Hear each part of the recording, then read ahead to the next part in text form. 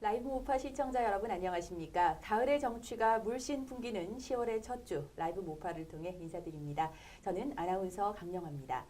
현재 인천 아시안게임에서 우리 선수들이 기분 좋은 메달 소식을 속속 전하고 있는데요. 지구 반대편에서도 반가운 소식들이 도착해 있습니다.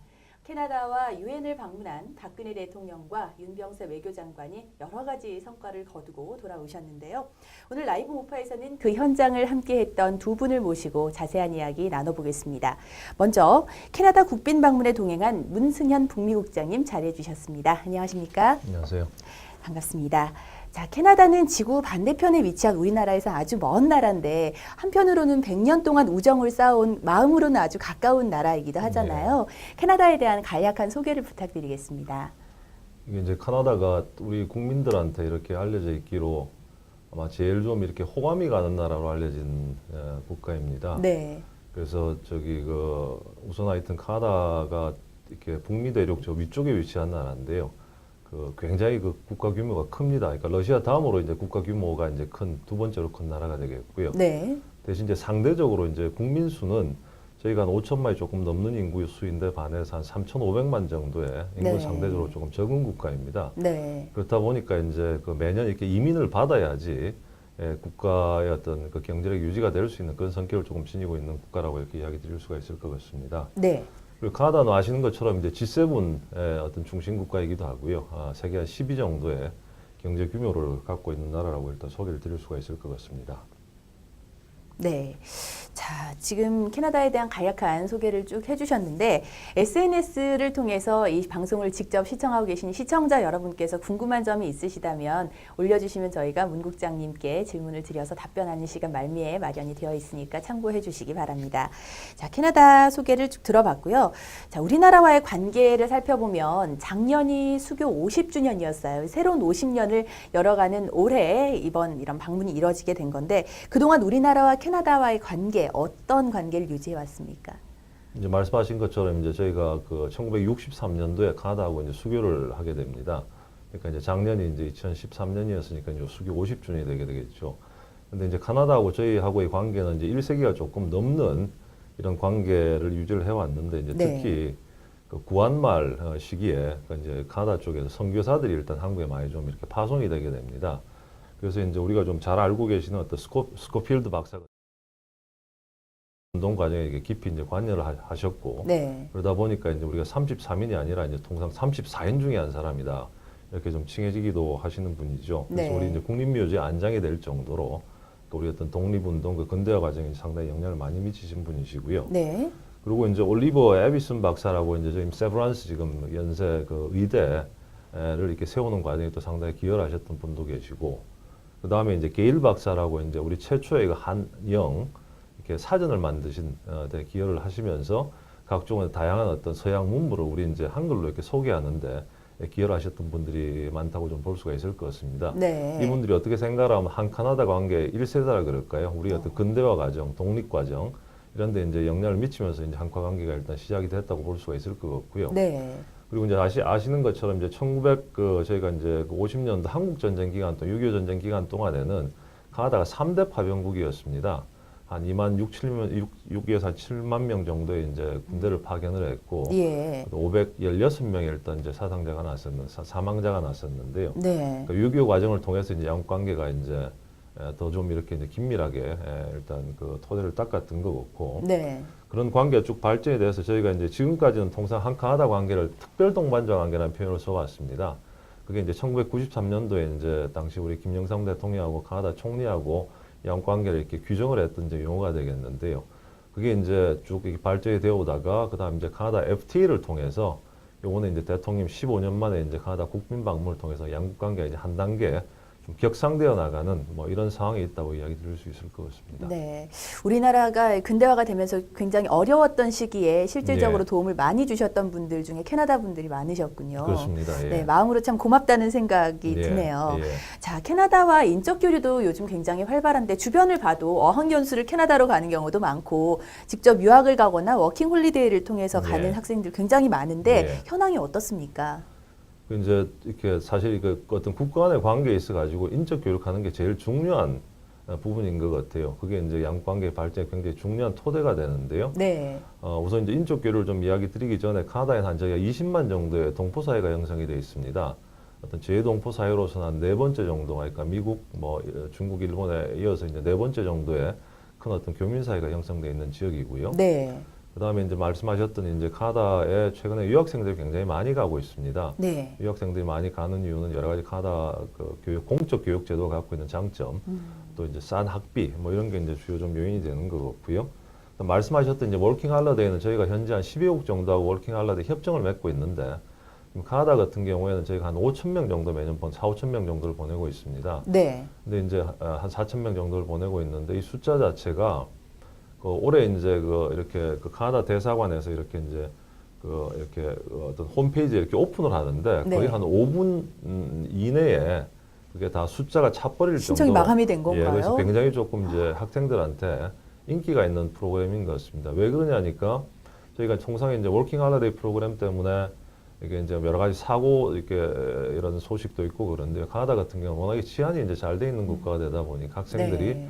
가서 경험도 쌓고 그다음 파트타임 일을 통해서 또 이제 어느 정도 이행 경비도 벌고 치안이 안정돼 있고 그런 측면에서 일단 굉장히 좀 인기가 있는 프로그램이라고 이야기 드릴 수 있을 것 같습니다. 네. 이렇게 많은 학생들이 캐나다를 찾는 이유, 캐나다만의 장점이 분명히 있을 것 같습니다. 방금 뭐 교육의 인프라 얘기도 잠시 언급을 해주셨고, 또 치안이 안정된 나라다라고 간략하게 말씀해 주셨는데, 좀 조목조목 짚어주시면 좋을 것 같아요. 우선 이제 아마 학생들이 그 외국 유학을 이렇게 생각하게 될 때 이제 그 나라에 대한 우선 호감도가 크게 좀 작용을 하는 것 같습니다. 근데 이제 아까 처음에 그 모두에 말씀드렸던 것처럼 카나다 같은 경우에는 우리 국민들이 제일 그러니까 호감도 측면에서 그 1등으로 이제 꼽히는 국가거든요. 네. 그렇기 때문에 이제 카나다가 좀 선호가 되는 측면이 있는 것 같고요.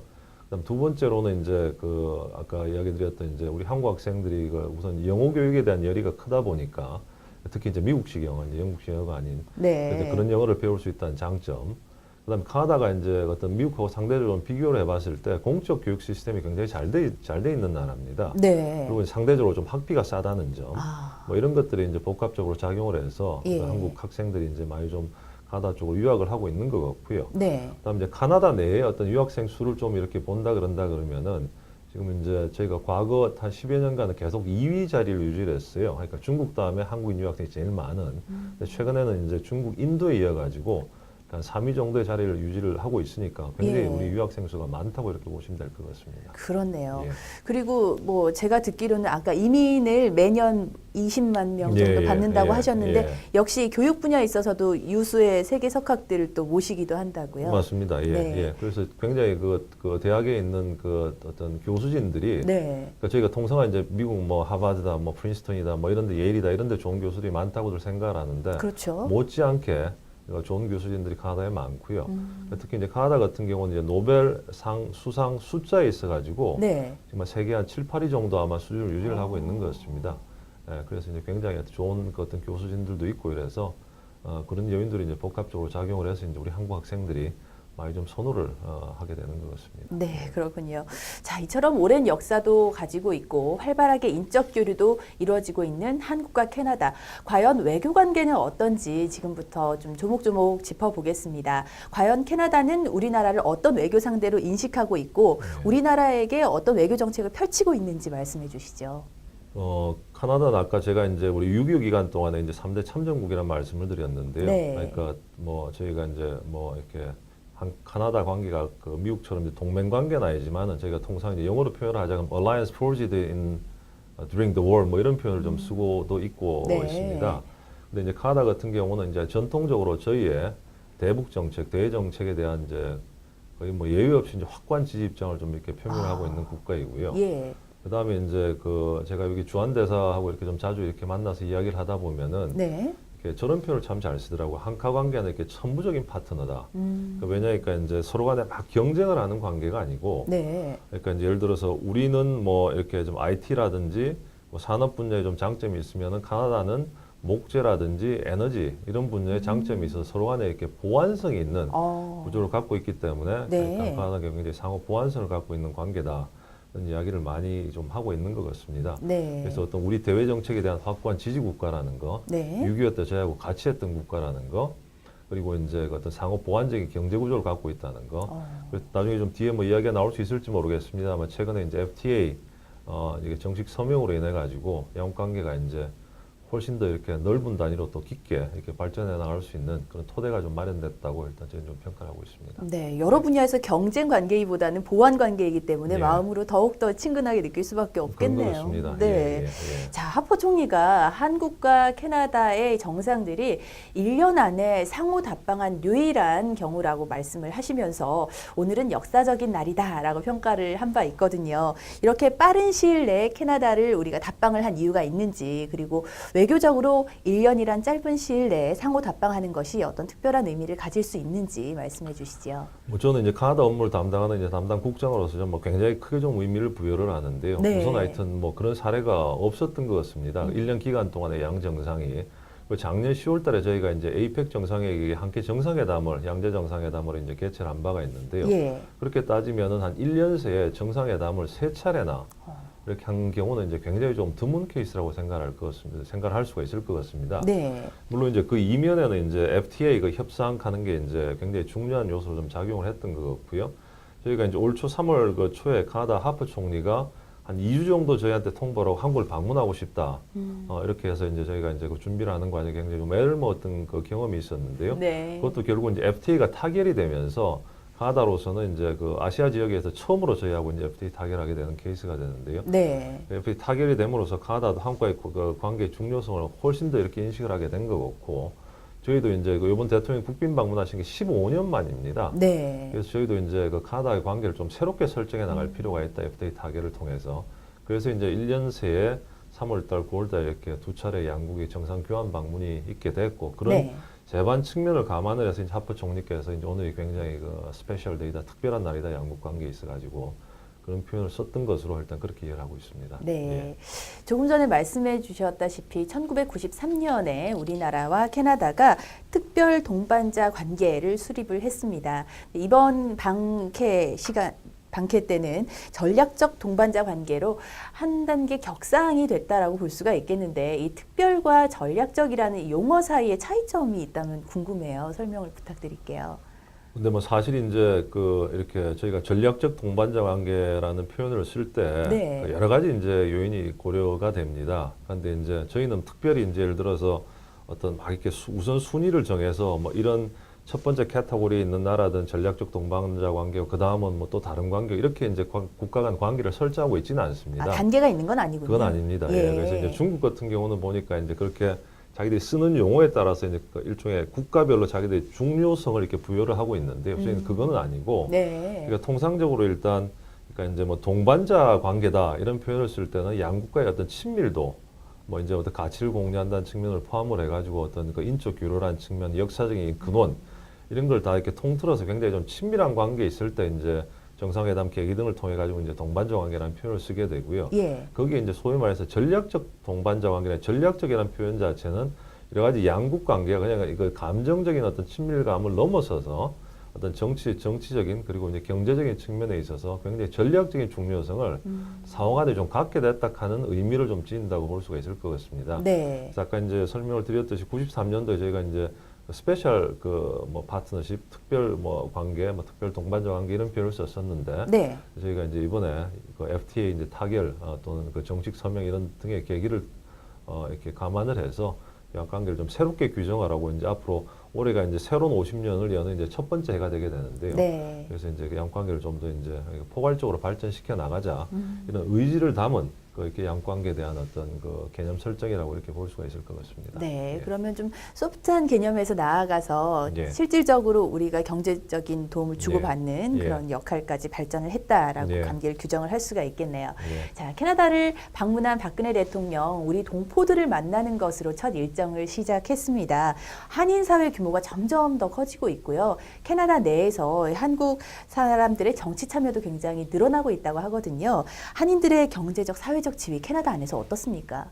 이제 그거를 보려 그러면 카나다 조금 이민사를 좀 보실 필요가 있을 것 같은데요. 이제 아까 그 모두에 말씀드렸던 건 저희가 1963년도에 이제 한카 수교가 이루어집니다. 네. 그래서 이제 그 어떤 우리 그 일제 강점 기간 그리고 수교 이전에는 주로 이제 그 선교사 이런 분들이 이제 카나다에서 아까 이제 카나다 선교사들이 한국을 많이 갔었는데 예. 가서 이제 조금 이런 앞으로 선교 활동을 해서 한국 사람 좀 키워야 되겠다 해서 그런 사람들 중심으로 카나다 이미 초창기에 좀 많이 이루어졌던 것 같습니다. 예. 63년도에 이제 국교 수교가 그 정식 외교 관계 수립이 되면서 이제 한 80년대 한 초반 이때까지는 이제 주로 이제 우리 그 파독 그 어떤 그 뭐죠 그 간호원이라든지 또는 광부 광부라든지. 이런 사람들이 이제 카나다로 많이 이민을 오게 되고요. 예. 거기에다가 이제 그 조금 이제 어떤 학자들 공부하러 오신 분들이 카나다에 좀 많이 남게 된 것 같습니다.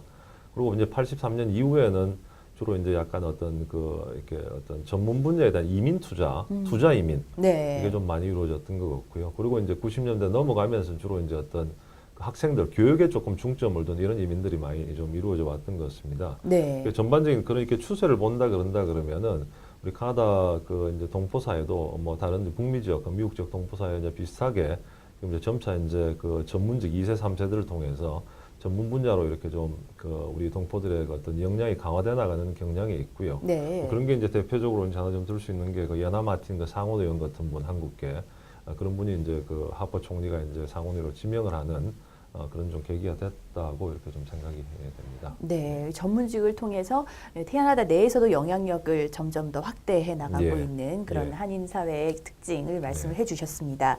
자, 그리고 박근혜 대통령이 재외동포들을 위한 영사 서비스 확대를 약속을 하셨어요.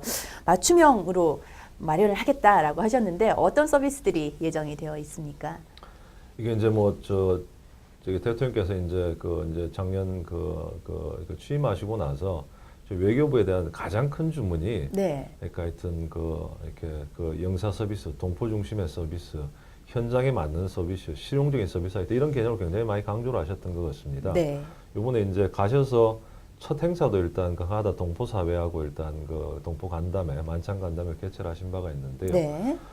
저희가 일단 하여튼 그 동포들이 가지고 있는 이제 각종 민원들 이렇게 해결해 나가기 위한 노력을 이제 여러 이제 각도에서 많이 좀 이렇게 진행을 시키고 있는데 네. 구체적인 한 사례만 좀 이야기를 드린다 그러면 이제 우리 이제 뭐 카나다 동포만 적용되는 건 아니겠습니다만 우리 해외 동포들이 국내에 이렇게 들어오게 됐을 때 우리는 이렇게 주민등록 번호가 없으면 사실은 뭐 여러 가지 뭐 그렇죠. 이렇게 은행 처리할 수가 부자개설도 없죠. 그렇고 뭐 인터넷 뭐 서비스 들어가는 것도 굉장히 좀 애로가 많았던 것 같습니다. 네. 그래서 일단 제 동포들에 대한 이렇게 주민등록증 이게 발급 서비스를 아마 이제 내년 초부터 일단 시작을 하게 되는 것 같고요. 네. 그다음에 이제 뭐 가나다뿐만 아니라 이제 북미 지역 또 다른 동포 지역에도 마찬가지지만 저희가 이제 공간에 뭐 경찰 주재관도 파견을 하고 또 이제 세무관도 파견을 하고 그다음에 법무협력관도 파견을 해서 동포사에서 안고 있는 네. 각종 어떤 궁금한 사항들, 세무 관련된 거, 국내 투자 관련된 거, 또 법률 관계 이런 데 대한 서비스를 제공하기 위해서 일단 계속 좀 노력을 해오고 있습니다. 네.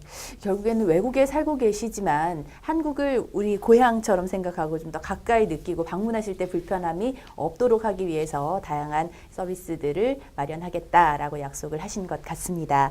자, 그리고 박근혜 대통령이 외국을 방문할 때 지키는 원칙이 하나 있다고 해요. 바로 한국을 도와주신 분들께 감사의 마음을 전하겠다라는 예. 것인데 이번 캐나다 방문 때도 약속을 지키셨다고요? 예, 그럼 뭐 제가 이제 작년 그 5월달에 대통령 저 미국 방문하실 때 이제 담당 국장을 또 모시고 갔었는데요. 네. 그러니까 항상 가니까 어떤 우리 6.25 때 참전하셨던 그 이렇게 이제 참전 용사들에 대한 감사의 마음을 하여튼 여러 그 계기를 통해서 이렇게 전달하셨던 것 같습니다. 네. 그래서 요번에도 대통령이 그 오타에 도착하셨던 시간이 네.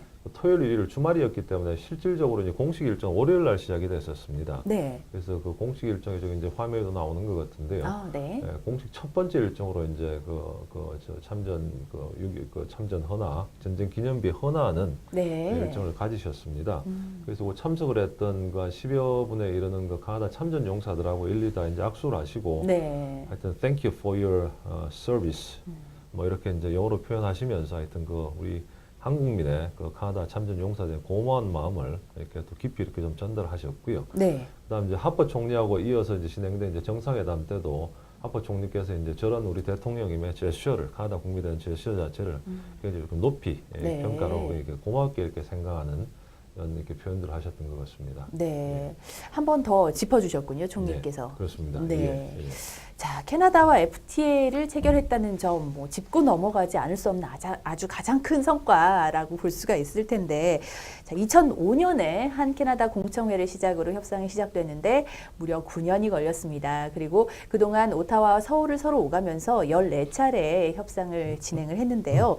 외교부 차원에서도 많은 일들이 있었을 것 같아요. 네. 그간 에피소드가 있다면 좀 쭉 말씀을 해주시죠. 예, 그러니까 지금 이제 말씀하셨던 것처럼 이제 9년이 걸렸는데요. 이게 이제 아마 저희가 한 지금 이미 체결했던 12개 정도의 FTA 중에서 가장 장기간 걸렸던 FTA가 될 수가 있을 것 같습니다. 네. 근데 이제 사실 이제 그 통상 교섭 기능이 이제 우리 그 산자부 통상 산업자원부로 넘어갔기 때문에 네. 이게 뭐 사실 다 외교부 차원에서 뭐 이렇게 FTA 협상에 기여를 했던 건 아니고요. 이게 마지막 그 이제 결정적 중요한 시점에서는 이제 통상 산업자원부에서 마지막 협상을 이렇게 마무리하는 네. 이제 그 절차를 밟게 되었습니다. 네. 근데 이제 저는 이제 우리 대통령께서 가지고 계신 하나의 트레이드 마크가 이제 신뢰하는 부분인 것 같은데요.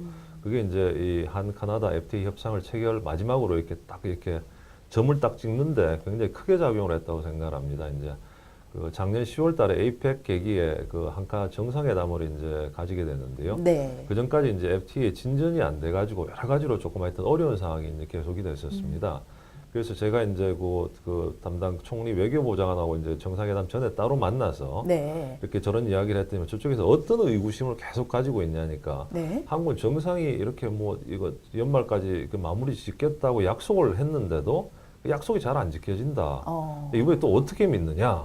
그래서 이제 제가 그 당시 이렇게 했던 이야기가 우리 대통령의 트레이드 마크는 신뢰다. 네. 그 신뢰라는 두 단어만 한번 믿고 이번 정상회담에 진지하게 한번 임해봐라. 네네. 뭐 이렇게 이제 이야기를 했던 기억이 납니다. 그래서 이제 그때 하퍼 총리하고 에이펙계가 했던 정상회담 때 양 정상이 FTA를 타결 지어야 된다는 정책 의지를 서로 간에 확인을 했고 네. 카나다 측도 이제 그 정상회담 이후에 이 대통령, 이 행정부하고 같으면 이거 종기를 지를 수가 있겠구나. 네. 지금까지 9년이나 끌어왔던 협상인데 그렇게 해서 일단 협상이 굉장히 가속도가 붙게 되고요. 그렇네요. 그래서 일단 올 3월에 그 협상이 타결됐다는 정책 선언을 네. 할 수 있게 됐고 9월달에 이제 정식 서명을 할 수 있게까지 이렇게 이룰 수 있었던 것 같습니다. 네. 예. 결국 최근 만 1년 동안 아주 급속한 그렇습니다. 발전을 예, 예. 이루어서 결국 도장을 찍게 그렇습니다. 된 그러니까 거네요. 그 이면에는 네. 신뢰라 하는 하여튼 그게 굉장히 이제 중요하게 작용을 했던 것 같고요. 네. 그래서 요번에 이제 대통령 카나다 이렇게 방문을 추진하는 과정에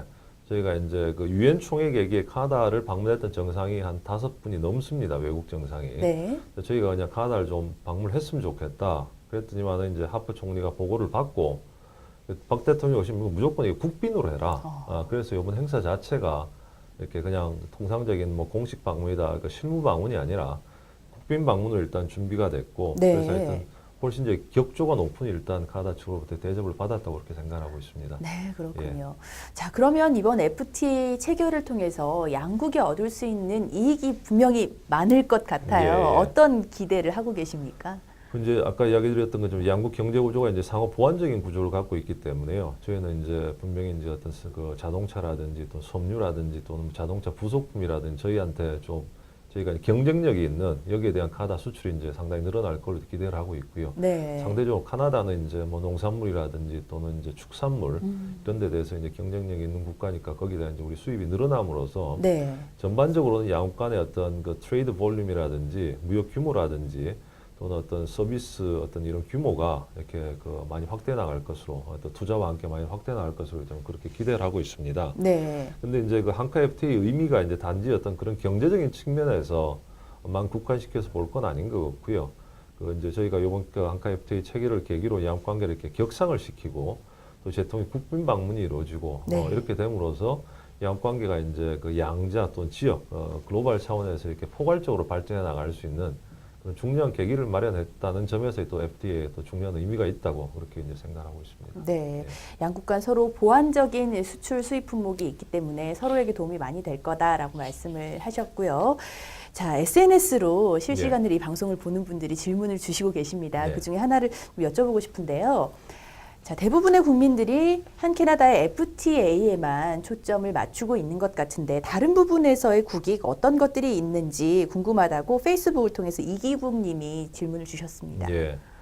요번에 이제 카나다 오타와에서 열린 한 카나다 정상회담 계기에 네. 그 양국 그 50년 그 외교 관계 수립 이후에 처음으로 양국 정상이 서명을 한 네. 한 카나다 정상 공동선언이 채택이 됐습니다. 네. 그래서 그 공동선언을 이렇게 이제 읽어보면은 이제 FTA 관련해서 이제 양국관계 경제협력이 확대돼 나간다 이제 이런 부분도 있지만은 어떤 카나다 측의 우리 어떤 대북 정책, 한반도 정책, 동북아 또 평화협력 구상 등에 대한 어떤 그 확고한 지지 입장도 좀 거기에 이제 그 일단 명기가 돼 있고요. 예. 그다음에 이제 어떤 그 우리가 그 국제적인 이슈들 여러 가지 이제 뭐 개발 문제가 됐든지 또 인권 문제가 됐든지 이제 이런 국제적인 이슈들에 관해서 한 카나다가 이렇게 협력해 나갈 수 있는 그런 또 턱을 닦았다는 측면에 있어서도 네. 굉장히 이제 저희한테 중요한 측면이 있었다고 생각을 합니다. 네. 거기에다가 이제 카나다가 잘 아시는 것처럼 이제 그 원유 이렇게 그 보유라는 측면에서 이제 세계 뭐 3위 정도 이렇게 차지한다 그러더라고요. 네. 천연가스 생산이 많고 또 이제 북극 이사회 의장국이고 등등등등해서 저희가 이제 또 이제 산림 뭐 대국이고 그래서 우리가 카나다로부터 이렇게 얻을 수 있는 그런 에너지 분야에서 개발 협력이라든지 북극 분야에서 진출이라든지 또 산림 분야에서 상호간 협력이라든지 그다음 또 이제 카나다 국제 무대에서 이제 어젠다 세팅을 해나가는데 굉장히 중요한 역할을 하는 국가인데요. 저희가 이제 국제적인 역할을 제고시켜 나가는 데 있어서 카나다하고 협력이라든지 이런 측면에서 이제 여러 가지 이제 우리 국익에 도움이 되는 성과가 많이 좀 이렇게 이루어졌다고 이렇게 좀 생각하고 있습니다. 네, 내용을 쭉 들어보니까 유엔 총회를 통해서 박 대통령이 언급하셨던 내용과 캐나다와 맞습니다. 예. 굉장히 예. 밀접한 관계가 있는 맞습니다. 것 같고 같은 예. 뜻을 가지고 있는 그렇습니다. 것 예. 같습니다. 자, 마지막으로 이번 캐나다 방문을 직접 다녀오셨는데 마치신 소감과 앞으로 외교부가 어떤 과제들을 추진해 나가야 되는지 여쭤보겠습니다. 이게 이제 1999년도에 그 김대중 대통령께서 국빈 방문을 하고 이제 15년 만에 이루어진 카나다 국빈 방문입니다. 그래서 이제 제가 그 이번 행사를 준비를 하면서 저대로 이제 또 직원들과 함께 가장 이렇게 자랑스럽게 생각했던 부분은 15년 만에 하여튼 대통령 국빈 방문을 만들어낼 수 있었다 그러는 거. 네. 그리고 이제 한 카나다 FTA가 타결되는 과정에 저희 외교부 차원에서 또 북미국 차원에서 이제 나름의 기여를 했다는 부분. 우리가 앞으로 이제 양국 관계가 이제 더 이렇게 포괄적으로 발전해 나가는 데서 굉장히 중요한 하나의 어떤 이렇게 지침이 될 수 있는 양국 네. 정상 간 양관계 발전에 대한 공동 문서가 채택이 됐다는 점, 이런 점들이 이제 굉장히 조금 의미가 있는 작업이었다고 생각을 하고요. 네. 이제 앞으로 중요한 거는 사실 이제 그 저희가 다른 정상회담 경우도 마찬가지입니다만은 정상회담이 이렇게 돼서 그 합의된 이런 사항들을 저희가 잘 이행해 나가는 게 또 중요한 것 같습니다. 그래서 이제 그거 관련해 가지고 올해 이제 그 7월 달에 올해 이제 3월 달 양국 정상 간 합의에 따라서 네. 외교부 차관부급 전략 대화를 일단 출범을 시켰습니다. 그래서 그런 전략 대화에는 이제 그 관련 부서들이 다 참여를 해가지고 양관 전반적인 현안을 네. 점검을 하고 또 방향성을 또 제시라고 하는 이제 이런 그 메커니즘이 되겠는데요. 그래서 이제 그런 걸 통해서 저희가 정상회담 때 양국 정상 간 합의됐던 제반 사항들이 잘 이행돼 나갈 수 있도록 실무적으로 잘 뒷받침을 해나가도록 하겠습니다. 네. 이번 박근혜 대통령의 캐나다 방문을 통해서 캐나다와의 기존의 정서적인 유대감을 넘어서 FTA까지 체결함으로써 우리의 경제 영토도 뭐 세계 3위 수준으로 굉장히 넓어졌다고 그렇습니다. 하더라고요. 예. 이번 방문이 그래서 더욱더 의미가 있는 것 같습니다. 지금까지 문승현 북미국장님을 모시고 박근혜 대통령의 방 캐나다에 대한 자세한 이야기 나눠봤습니다. 국장님 나와주셔서 고맙습니다. 신동익 다자외교 조정관님을 모시고 제69차 유엔 총회와 관련된 자세한 이야기 잠시 뒤에 나눠보겠습니다. 유엔 총회와 관련된 준비된 영상이 있습니다. 함께 보시고 이야기 나누시죠.